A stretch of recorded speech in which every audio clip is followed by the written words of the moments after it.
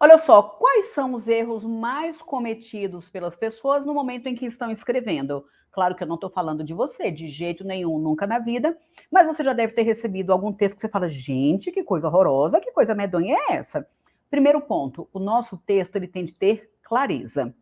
Eu acho assim que um aspecto mais importante do processo comunicativo é clareza. Eu preciso falar e você precisa entender aquilo que está sendo dito, tanto por meio da oralidade quanto por meio do texto escrito. A oralidade é mais tranquila, você fala o tempo todo, se comunica, as pessoas entendem, mas você não fica pensando, aqui tem crase, aqui tem vírgula, essa palavra tem acento, como é que escreveria essa palavra? Porque a oralidade flui. Agora, quando a gente senta para escrever, temos de tomar muito cuidado. Repito, primeiro aspecto que você tem de tomar muito cuidado, clareza. E essa clareza envolve também aspectos gramaticais. Período curto, ordem direta. Porque quando eu escrevo com período curto, com ordem direta, evitando intercalações, o sujeito vai estar pertinho do verbo, então eu não vou errar concordância. O complemento está pertinho do verbo, então eu não vou errar regência. Então, quando você escreve ideia completa, ponto final, ideia completa, ponto final, com períodos curtos, o seu texto fica muito mais claro. Agora, quando a gente para pensar na parte da gramática, há muitos e muitos erros de concordância. Quando eu falo concordância o verbo vai ficar no singular ou no plural. E o verbo fica no singular ou no plural de acordo com o sujeito. Então, eu preciso saber que tipo de sujeito é esse. É um sujeito simples? É um sujeito composto? Está antes do verbo, depois do verbo? Eu empreguei a palavra ser, sendo partícula passivadora ou índice de indeterminação do sujeito? Então, concordância é, assim, muito, muito, muito grave e muitas pessoas erram a parte de concordância, principalmente quando utilizam a palavra ser. Outro erro muito, muito cometido é com relação ao uso do sinal indicativo de crase. Sabe o que eu acabei de falar? Período curto. O sujeito está perto do verbo, então eu consigo reconhecer com mais facilidade a concordância. Sinal indicativo de crase é regência. Então, este complemento aqui, ele vai ter de estar perto ou do verbo ou do nome, porque você vai perceber com mais clareza que esse termo regente pede preposição e que aquela palavra aceitaria o artigo.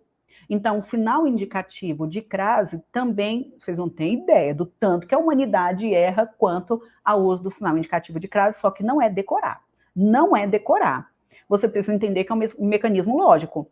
Para ter crase, eu preciso de fusão. Fusão de preposição com artigo. Então, se é preposição com artigo, quando é que não vai ter crase? Ou quando não tiver a preposição a, ou quando a próxima palavra não aceitar o artigo, ou por ser uma palavra masculina, ou por estar indefinida, porque o artigo que nós colocamos é o artigo definido feminino. Então, preste atenção, eu falei sobre clareza, aí eu falei, escreva com período curto, com ordem direta, evite intercalações. Concordância, a humanidade erra. Se eu escrevo com período curto, eu diminuo a probabilidade de errar quanto à concordância. Crase, mesmo pensamento. Se eu escrevo com período curto, o termo regente vai estar perto do termo regido, eu vou conseguir reconhecer essa relação e observar, alguém iria repelir o artigo, ou esse termo não pede preposição? E por último, assim, de lavada, claro, pontuação. A humanidade erra demais, eu coloco vírgula, não coloco vírgula, como é que eu faço? E eu vou de novo insistir na ideia de que, se você escreve com período curto, você quase não vai errar com relação à concordância, com relação à regência e com relação à pontuação. Porque se eu escrevo sujeito, verbo, complemento, adjunto, adverbial, essa estrutura está na ordem direta. Você não precisa colocar vírgula em lugar nenhum. Em lugar nenhum. Então, assim, dá para, com algumas estratégias, escrever de maneira muito mais certeira, de maneira muito mais otimizada. Agora, só com relação ainda ao aspecto textual, eu falei da clareza, mas é muito importante também a concisão, que é falar o máximo possível com o mínimo de palavras, não escrever um texto prolixo.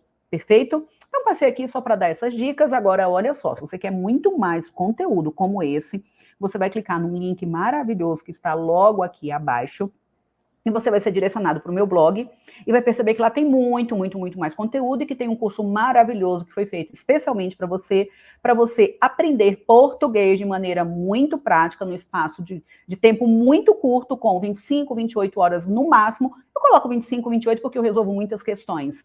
Com ali entre 25 e 28 horas, você vai aprender gramática de maneira definitiva. Então, vai ser de maneira muito otimizada, porque eu sei que você não tem tempo para perder, e eu te garanto que você vai entender tudo de maneira muito lógica. Ó, com pouco tempo, você está preparadíssimo para gabaritar a sua prova. Então, não vá embora sem clicar no link que está logo aqui abaixo. Um abraço, tchau, tchau.